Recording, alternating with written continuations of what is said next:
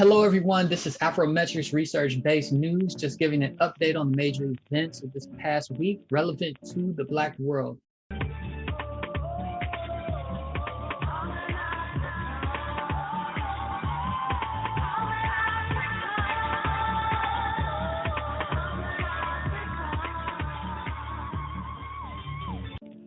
A few weeks ago on this show, we reported that there would be a new dictionary of British slave traders, which would obviously have some implications because it would name companies and would have some implications for the reparations movement. In connection with that, this week, Jamaica's Minister of Culture, Gender, and Entertainment and Sport, Olivia Grange, made a call for reparations for Africans and persons of African descent. And according to Grange, quote, providing reparations for slavery and colonialism requires that states not only fulfill remedial obligations resulting from specific historic wrongful acts, but also to transform contemporary structures of racial injustice, inequality, discrimination, and subordination that are the byproduct of centuries of racial machinery built through slavery and colonialism. Now, this statement, of course, has inspired the already existing racial justice movements. So why now, you might ask? It came in commemoration with Sunday's January 24th World Day of African and African descendant culture. And most of the research for this week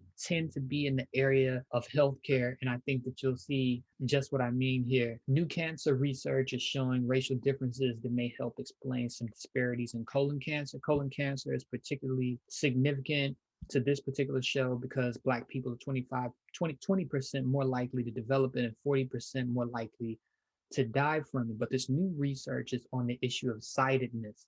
Let me explain. By examining epigenetic changes in colon tissue, researchers this week have found that in Black and white people, one side of the colon tends to age faster than the other side. In white people, the left side of the colon tends to age faster, while in Black people, the right side ages faster. Now, this research is meant to help scientists get out ahead of treatment and prevention methods, but most of all, what it signals is the need for more research because on the side that ages faster, colon cancer is more likely to develop. Also, sickle cell anemia has led Hong Kong to make a call for Black blood donation. As many of the listeners to this show know, it is a hereditary blood cell disorder, restricts blood flow, and it can be excruciatingly painful. However, blood transfusions from blood type matches is what prevents complications. The matches for rare blood types tends to come from same race donors. So these transfusions help deliver oxygen to the body and unlock blood vessels caused by the abnormal sickle cell shape. However, restrictions in Hong Kong's blood donation policy, along with the limited supplies due to COVID-related social distancing practices, is something that's limiting the supply to Hong Kong's Black sickle cell population. In Durham, North Carolina, North Carolina has approved the Crown Act. It's a resolution prohibiting race-based hair discrimination in workplaces, and it's meant to protect hairstyles and textures associated with racially underrepresented groups such as locks and cornrows. Now, the Crown Act was also introduced in California, New Jersey, and is being spearheaded by the Crown Coalition. And this research is important, demonstrably so, based on the research of scholars like Ashley Shelby Rosette, who conducted an empirical study which found that Black women with ethnic hairstyles were perceived to be less competent and less professional, and more importantly, they were less likely to be recommended for an interview compared with those who had curly or straight hairstyles. In addition, this week, the Democracy Fund recently released the results of its research on perceptions about race and racism in America.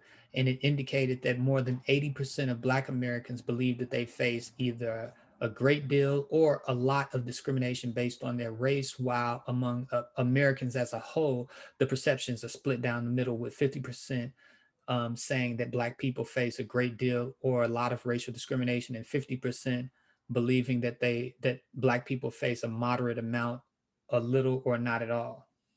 A particularly interesting question, though, that was included in the Democracy Fund's study was on people's perceptions of the nation's, quote, so-called founding fathers. And when people were asked if they thought that the nation's so-called founding fathers were villains or heroes, 54% said that they were heroes, and only 13% said villains. Well, Black people's views of the founding fathers were significantly different, understandably so, with 37% saying that they were villains, 20% saying that they were heroes, and 42% saying that they were not sure. The views also differ based on party affiliation, with Republicans, between Republicans and Democrats, with 80% plus of Republicans saying that they viewed the founding fathers as heroes, while only 38% of Democrats said the same thing. New data has also been released by the Trade Union Congress. It demonstrates that there's racial differences in COVID related job losses in the UK. More specifically, they found that the unemployment rate for Black and ethnic minorities was at 7% before the pandemic hit, rose to beyond 8.5%, and that has meant that roughly 1 in 12 is now out of work. While at the same time, the unemployment rate for white workers stood at 4.5% in the third quarter, meaning that 1 in 22 are out of work, which is up from 3.6% a year earlier. And the disparities in losses seem to be concentrated in industries such as hospitality, manufacturing, and retail. And remember, that is in the UK. Thank you, everybody. This has been an Afrometrics research news brief, and you can visit us at afrometrics.org. Thank you, and see you all next week.